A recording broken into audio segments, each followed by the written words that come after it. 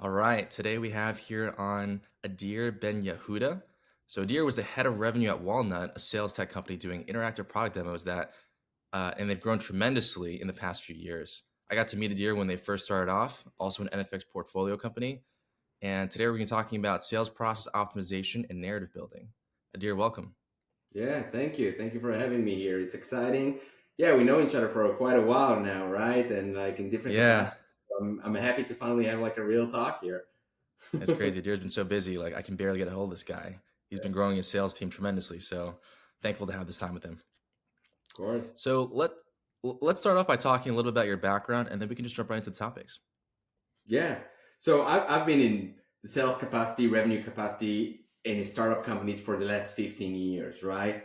And I think like there's the main difference when you kind of like go into those capacities working in these companies. I usually was the first employee on the revenue side, sometimes even the first employee in the company. And that's what I've been doing in the last 15 years, taking companies from $0 in revenue and increasing them sometimes in double digits to the millions.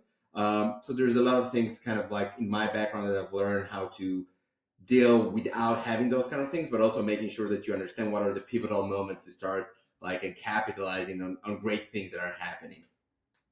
Awesome, awesome. And let's jump right into sales optimization. Yeah. What's your process? How do you think about it? What are some things that sales leaders should be wary of when they're considering how to optimize their process and how to do that Yeah. effectively?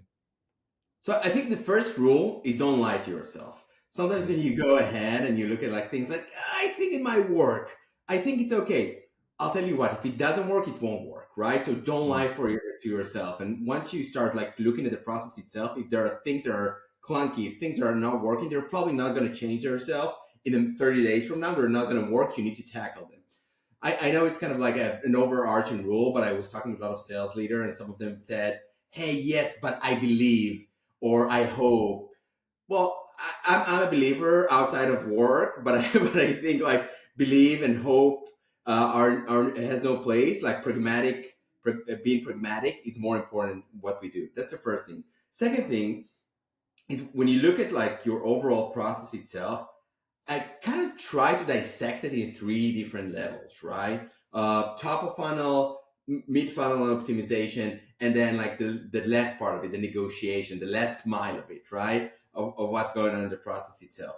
And once you look at everything, everyone probably remembers this from school, right? The Maslow pyramid of needs. When you're a human being, you need to have your security first to feel confidence. Only then you can go out, grow up in the pyramid of needs and buy your Gucci bag, right? It's not there, but like you get the point. Um, and when you look at those kind of things, you all of a sudden understand when you look at the process, like what's missing very, very quickly. And most people will realize that the first thing they're missing in order to actually build a process or a sales process is putting the fuel in, like the basic need, getting the pipeline in, right? So that's the first part we're looking for. But having this bird's eye view on the processes itself will be helpful. And as you grow mature as a company, and you don't lie to yourself about what's working and not working, you'll start moving a little bit further downstream and start fixing. Okay, now I need to have my sales reps recorded on calls to get better. Oftentimes, I talk with a lot of like entrepreneurs, and I talk with a lot of sales leader, and when they look at those kind of things, they tell me, "Yeah, we just bought Gong or a call recording tool, right? Like Gong is a great tool, but a call recording tool." And I'm saying, "Why now? Like, let's talk about your pipeline. Like, it's not going to help you record your sellers if they have like 3 sales calls a quarter or a month. Like, let's figure out how we deal with the pipeline, and then we can deal with the rest." No, I love that take. I think a lot of sales leaders, well, it's a different structure, different folks, of course, but they come in with, I have this vision of what I want to build. We're going to get Yeah. Gong, we're going to get outreach, we're going to have this process, we'll have inside reps, and let's just build it all first, and you'll see the score will settle itself. But you're taking a different approach, which is let's just get the frameworks, the legs, the shacks up, and then we'll optimize from there. But let's not get ahead of ourselves. Yeah. That's a goal. So how about when you come into a new company, what are the steps that you take? Like, do you set up top of funnel first? Do you diagnose situation? You said you had this bird's eye view. If you were a new Yeah. sales leader joining a company, how would you start off your first 30, 60, 90 days? Yeah. So I think the first 30 days is there is a critical thing here. You need to be a sponge, right? Like I've heard this term before, and sponge just takes and takes and takes. And that's the goal. So the first 30 days is, I think, being humble, coming in, learning what's going on, especially when you come into a startup company, an early stage company. Learn the vision of the founder, right? Understand what the founder wanted to build. It might be right, it might be wrong, it might be a pipe dream. It doesn't matter, but understand, be a sponge. Then go ahead and try to observe as many interactions with clients you have, whether it's from call recording, but I'm a big fan of emails, right? Because when you see back and forth in emails, especially rejection emails, you can kind of hear the music of why people didn't want to move forward after a process, right? So that's what I would do in the first 30 days and analyze it. Like before, again, this is a different approach. I'm very much like crawl, walk, run in that approach. And I think the running could be very fast once you do the crawl the right way. First 30 days, be a sponge, learn every department, talk with the current clients, understand why prospects are not buying more than why they are buying, right? Learn the product to a T and learn the vision of the company. And then the following 30 days, meaning the 60 days in, start building the output, right? Start disrupting a little bit more in different stages. And again, I'm a big believer in like building the first building block. So the first thing I would do if I go inside a company, after the first 30 days, I would probably debate the ICP. I would start asking questions, why is it the ICP we're selling into, right? Because before I'm going to go and build like an outbound motion or an inbound motion, and I'm going to optimize my medic and do all those great stuff, I want to understand that I'm doing it to the right ICP. Maybe the ICP is the wrong ICP, right? So that's the first thing I would do. And then once you guys would do that, once you start zoning in the ICP, you'll see the sales conversation also changing. You'll see the sales conversation changing because the conversation wouldn't be around, hey, I tried to push, or hey, I tried to move the needle there. It will be, yes, they had a problem, but our product is falling short. Yes, they had a problem, but we didn't position the solution right. It's a different conversation. Don't manufacture the pain, try to resolve the pain, and then the conversation will be different. That's the first. And in the first 60 days, also at the end of the first 60 days, I will try to be in a place that I have an ICP ready. I'm building the right messaging towards this ICP, right? And start to craft it around him. And if it's the same ICP we start with, the better. But then I want to understand what are the things that made the ICP move and kind of like put them out there and start building my first outbound motion. The reason I want to do this is I want to see if it actually works and then start changing the narrative and the pitch for my sales team to see if it actually works. Now, remember, in the back of your head, you need to have this like, everything is like out for debate. Like, this is my hunch, but like, I'm not, the only thing that will guide me is the numbers, right? I'm not in love with the idea of me saying those kind of things. I'm in love with the numbers showing me movement. In the last 90 days, you can go all out to offense. By now, if you did the thing right, you're probably selling to the ICP you had a gut feeling. You see results at top of funnel, you see results in mid funnel. Now you start looking at like, great, this is great. How can I start optimizing different things? Can I scale my outbound motion? Can I have my sellers go a little bit more aggressive? I just did like the recent thing is like, can I increase my pricing all of a sudden, right? I'm selling to the right ICP. My messaging is a little bit more sexier. Let's increase the pricing for 10, 15%. Let's see if it hits. And let's see why it's not. Like maybe I'm too expensive. I can go back to product or I can go back to messaging. But at the end of those 90 days, you should have a quite an operating machine that you can see. And again, 3 buckets, each steps of the way, where it fails, why it fails, and then start optimizing on it. No, I really like that. It's like the sales Maslow's hierarchy of leads. If you don't have the right ICP, then everything downstream doesn't really work out. Can we talk a little bit more about how you know if you found the right ICP? What's the process? And maybe tell a story about what it was like at Walnut. And the same thing for the messaging. How did you get that feedback loop and ensure that this was the right message that resonated? Yeah. So I think there are 2 things, right? You need to, I'll go back to the first, like, the thing, don't lie to yourself, right? Oftentimes, especially in early stage companies, you have a vision, you believe in the vision, you go to people, they tell you no. And you say, they don't know, I know, right? No, if people tell you no, if prospects tell you no, you need to ask yourself, what am I doing wrong? That's the first rule. and then kind of try to change it. And it's okay. It's hard, but it's very important. And for example, at Walnut at the beginning, when we started talking about demos, and like 3 years ago, 2020, the people who owned demos were pre-sale engineers, right? And we started talking with pre-sale engineers, and they basically told us, it's not accurate for our product. It's not exactly that. They started asking all those annoying questions. And we quickly realized, like, this is not our ICP. I know demo is like around solution engineers, but this is definitely not our ICP. Our competitors still like trigger them or try to target them and like talk with them, but we decided to avoid them completely because we quickly realized they are not the right ICP for us, right? Um, and the reason we knew this is not because we were smart. We heard them. They told us no, and they gave us like a very clear explanation on why no. And we kind of like try to build a different messaging around this, right? We kind of like build a messaging that demo is being democratized. Demo is no longer just for solution engineer. And essentially we created a demand in the ICP we actually wanted to have, which is sellers, sales leaders, right? They wanted to like take control on this. That's the first thing I think we kind of did. And you can quickly see how the reaction from the other side when you sell to the right ICP is like, yes, this is interesting for me. This is something that I need. I have an urgent need for this. It's like top three on my list. Now convince me you can actually deliver. Different conversation. Solution engineers, we talked with them. They said, no, this is not something I need at all. You're not important. Sales leaders said, yes, this is something I need, but you have to convince me you can deliver on it. And then you put the entire weight on, okay, how good is my product? How good is my sales pitch? How good is my marketing? And that's how you essentially can build a company and can build a go-to-market motion. Oh, I really like that actually. And it's the sales engineers, maybe it's not that they were a stakeholder because they end up having to use it, but the sales leader actually had the core problem that you needed to solve. Can Exactly. you talked about creating demand with that buyer or ICP type. How did you do that? You said that maybe it didn't exist before, and then you guys did some work to ensure that it was out there in the world and people bought into it. How did you do that?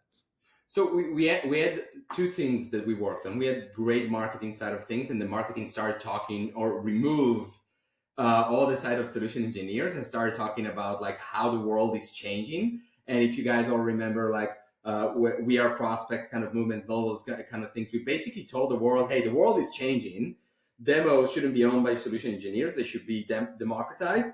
And you guys need to start looking at this as a company, right? Or as a sales leader for that matter. The other thing we did is basically in the pitch that we invested a lot, not just on the marketing side of things, but in how you change management in the organization. You'll see oftentimes when you sell a new technology or when you sell a new product, the one pushback you'll have is like, yeah, it's important, but not now. And the important, but not now, even if you know it's core for their KPIs, comes from, dude, I have so many things I need to deal with right now. I can deal with the change management, right? So we basically fed them. We had a few slides of like, this is what you're going to do tomorrow morning, Mr. Sales Leader, Mrs. Sales Leader, right? It's like, you're going to wake up, you're going to do X, Y, and Z, and that's how you get activated. And we basically reduce the barrier of activation and the barrier of acting for those individuals. By doing that, we were able to create like, not just create the demand, but create the action. Someone once told me, it's like being in sales is the easiest job in the world. It's like, all you need to do is convince a human being to take action on a specific thing you want. That's all you need to do. Sounds very simple, right? But it's like this sentence is like someone told me this like 20 years ago when I started my sales career. It's like just convince a person to take action from A to B. And I keep thinking about it as I progress in my career. And the same thing we applied at Walnut. I'm like, cool. They know they need it, but I sense a great pushback on like change management. Think about it. They need to go and talk with solution engineer now that they're taking demos. They need to talk with marketing to help them build it, maybe product marketing. Now they need to have convinced their team to start doing this. So many things, but they know they need it. So I thought about it. Oh, how can I move them from A to B? I built essentially a change management plan for them and fed them on what they need to do. It created trend. It was a tremendous success for us because we basically finalized the entire process in a few sales calls. Okay, this is an incredible point. Probably one of the biggest objections isn't necessarily that it's too expensive. I don't need it. It's always not right now. I have too many things on my plate. And this is a really great framework to try to combat that, this change management process. Yeah. Can we dive a little bit deeper into exactly what you did? How did you find the right messaging? How did you distribute it? What were the channels? What did SDRs do every day? This is a really cool place to dive in. Yeah.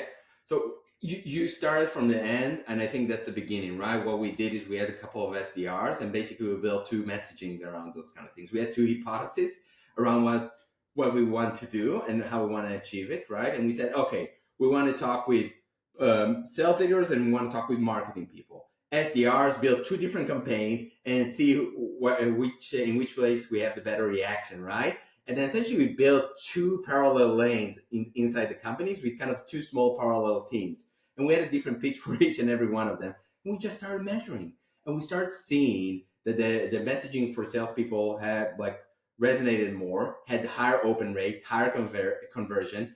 And also the sales cycle was faster with higher ACV, right? So that's like, think about it. Everyone that has like two SDRs in his organization, or even by yourself, you can do that, and you can build like this like small science lab when you start testing those kind of things. That's the first thing we did. As we progress and we needed to scale a little bit more, we started generating different types of messaging for sellers, and we had seller group A, seller group B, and we told them, you go and hone in on this specific messaging, which would be like a little bit more tactical. The other ones needed to talk a little bit more strategic. We found something very interesting. The win rate was quite the same. The sales cycle for the more tactical side of things, like talking specifically about how you build a demo embedded on the website, things like this, and more tactical, less strategic vision, the sales cycle was faster, but the ACV was lower.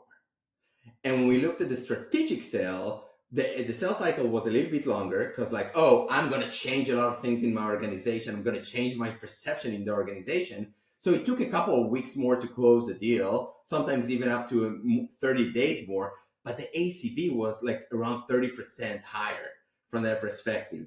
So we kind of like had this like map and said, okay, what are we going to do now? How are we going to sell it? And essentially we ended up with like one aspect of a more transactional sale with lower ACV but quicker, higher rate. And we had another aspect of like more strategic consultative sale, right? It takes a little bit more time, but at the end of the day, the deal value was way higher for us, right?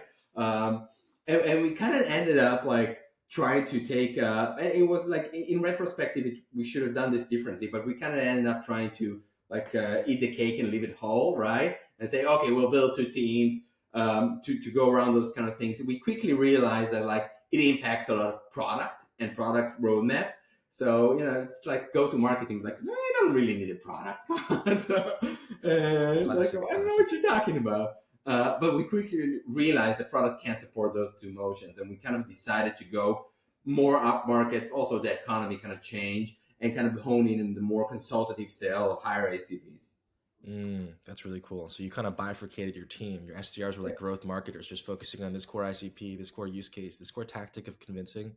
And then that's an interesting way to test it. And then you decided to cut one leg and focus on the other, and then scale that out. Yeah, that was the goal. So the next topic is about narrative building. I think we went over this a little bit and how you come up with the story, but is there a process, anything in addition to add, but how you come up with the right story to tell your ICP? Yeah, I think it depends on what size of the company, but a lot of times sales leaders, right, they're kind of like, oh, I'm a sales leader in the organization. I'm going to stay behind the scenes. I have my sellers. The first thing I did is kind of like while building the narrative, right, I was in the front. I was telling the story. I was talking about things, right? Like it's with all due respect to call recordings, and I have a lot of respect to it. Like it's a different thing when you sit in front of your prospect and talk about those kind of things, right? And oftentimes that's what I did. I just spent a lot of time from just doing cold outreach, a sales leader as a revenue leader in the organization to see how people react, all the way down. And once I start seeing those kind of things, I started understanding, I started analyzing when you build a narrative, what reactions you get from different places, but also, and that's like the point that I touched before, what makes people move faster? What makes people move to a specific direction, right?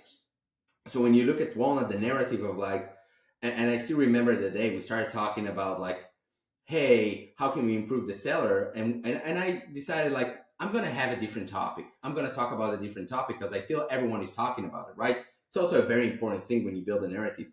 everyone is talking about this. Like, I want to be a little bit more disruptive. And I said, hey, I've seen a lot of sales technologies in my life. No one is talking about the buyer. Like, literally, I'm like, it's insane, right? Like 50%, maybe 60% of the transaction is the buyer. It's not the seller, even 70 if you look at Gartner. And nobody's talking about how they optimize their experience. That's crazy. And then we started like testing this out with different kind of prospects that we have. And I'm like, hey, we're not a sales tool, we're a prospect tool. And I'm like, okay, that's strange. Let's talk about that. And I kind of start surfacing those kind of things. Had marketing helping me out with how we can position it. And that's how we started building the narrative at Walnut around those kind of things, right? It's like all of a sudden we became like, hey, we are impacting the buying process. We're impacting your buyers, your prospect. Millennials want to buy that way, right? And if you think about it, we were a sales tool. So Walnut is a sales tool. It helps sellers, but we never talk about them. And that's how you can build a good narrative. You don't necessarily, when you approach the narrative, you don't necessarily need to think about what your product is doing and who you want to sell into. You need to think about the residual impact or the bigger impact of your product. And then you can build a very strong narrative about it. I really like that. In a red ocean where everyone's talking about the same thing, you can't be 10% better, 5% cheaper, 60% more well known. You have to be different. Yeah, and I think, by the way, everything you mentioned is a good approach if you want to build like a business, not a fast growing company. If you want to build a business, I think that's a good approach. It's a good strategy. If you want to build a fast growing company and that's your business model, which is another business model, you need to come in and you need to be disruptive. You need to be like, that this like literally the reactions we got at the beginning about saying, hey, we're not a sales tool or thinking about your prospect. We're like, what are you guys even talking about? But you see that people, it started resonating with people, and people are like, yeah, I guess I've been there. I guess you're right. And we started like creating this big movement around it. Makes all the sense in the world. All the tools out there for salespeople were built for salespeople, but nobody thinks about the person who's actually shelling out the cash. And so, Yeah. why can't their experience be better? Totally makes sense. Did you come up with the systematic approach later on as the company grew to test messaging? Because as you get to like, loads more SDRs, loads more salespeople, we have to control for all that. So, Yeah. what was the process like that like? So it's the same thing we did with the early process. I always had, and I think it's a great approach. I always had like a quote unquote SWAT team, right? The people that I like, the SDRs that I trusted, the more veterans ones, the sellers that I know are more successful, more agile, talking with product marketing, and we basically build an incubator. Say, hey, this is a new way we want to go. Now, maybe a different way to look at this before is like decide what you want to do, right? Every year, every quarter is a new thing for us, right? One quarter you want to grow faster with your MQLs or SQLs. One quarter you want to grow faster with your close one deals, and then you have this like annual contract value, the ACV, like always above you, right? Effectively, what I'm trying to say, you cannot do the same thing and expect to increase in different numbers, right? You always need to change. You always need to iterate, right? In order to create this new peak, right? And that's the reason in my head and the team that I've built, I always had this SWAT team, and I'm like, okay, next goal, want to increase ACV by next quarter. I want an increase on ACV by 10%. I can't talk the same talk track. This is a talk track that I'm suggesting. SDR, let's try and test it out, see if it actually resonates. Salespeople, here's it, working together with product marketing. Here's a new deck, right? That's how you got to present those kind of things. And we kind of like always iterated, but the iterations wasn't because I wanted to do the iterations, right? It was always because I wanted to reach another peak, another level, and I knew that what I'm doing up to now served this course, and I need to change, right? I think at Walnut, 3 and almost 4 years, I changed 10 times the way I did the sales motion, and it was okay. It was like a muscle that I've developed, and I didn't think like, all those big words, oh, we're pivoting. We're not pivoting. We're elevating. We're moving forward. There's a new peak. You can't do the same thing, reach the same, like higher goals. Okay. I really love that. You created a SWAT team. It wasn't like you mobilized the entire company to do this. Like the whole company just completely changed your messaging. It was a Yeah. small, close-knit group circle that you trusted, that you can test. And to your point, everything breaks. And you have to try new things, test new things. and you shorten the iterative cycle to get there. So really great. The last topic is ACV optimization. Yeah. And this is a topic that a lot of sales leaders would love to hear more about, I'm sure. Like, how do you raise ACV? Assuming Yeah. that's what it is. So I think there are a few ways to go about it, right? Let's talk about the levers of ACV. Levers of ACV are, hey, my product is getting better.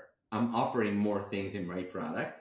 Or, hey, my pitch is getting better. I'm able to show more value. Or my brand is getting more expensive, right? My brand is better. Like the best example, I have one of the best examples, I think, in the world, the Yeti cooler, right? Mm. Like, this is great. Their ACV is insane. Like, who would have thought I would buy this bottle for $75? It's insane, right? But That's insane.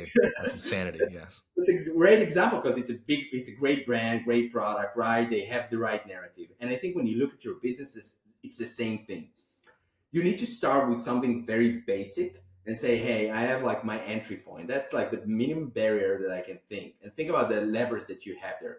Whether you can sell license based, you can say sell usage based, you can sell both. And then you add different add-ons, right? Like the FSOs, professional services, whatever you have. When you build a basic package, then you start looking at things and say, hey, okay, it always comes to optimization, right? Seller A, seller B. You sell for $5,000, you sell for $4,000. Let's figure out what's happening. Great. Change this thing in your conversation. Tell them we're like gonna change their life or whatever in the narrative, right? And now all of a sudden, a new slide will be $6,000, right? Hey, product. By the way, we looked at this. I think people would pay more for that. Can we have that in our product? And essentially, you keep, and that's something that always needs to keep going and going and going and building a plan. We started selling at Walnut one license for $1,200, right? A year, one license, which was like expensive. Everyone told us, you're selling like the same way as Salesforce. We're like, cool, okay. That's fine. And we ended up selling minimum investment in Walnut for $30,000 and above, right? Like, and the reason we were able to move this is our brand got better, so we can charge more, but also our product got more granular. And the way we're doing the sales is like, great, you're going to change your business right now. The ROI, the great impact is there, right? And remember, a lot of those businesses are willing to spend money because they're thinking about their ROI. They're willing to invest money because they're thinking, oh, I'm going to put this in and I'm going to create a major impact on my business. And if you can do a good enough job to show that, once your brand is getting stronger, you'll be willing to spend more money. That's the key goal. And the bottom line in everything I'm saying is like, you always need to test. You always need to see where's the new peak, right? It's super important. No, it's a fantastic point. We had another sales leader on here who said that if you have ROI, nothing is expensive. Yeah. Then you just pour money on Yeah. because you have ROI and you grow. So, Adir, I know you got to go as well. You have things to do, people to inspire. Thank you so much for coming on. Really appreciate the time. It was a great pleasure. Thank you.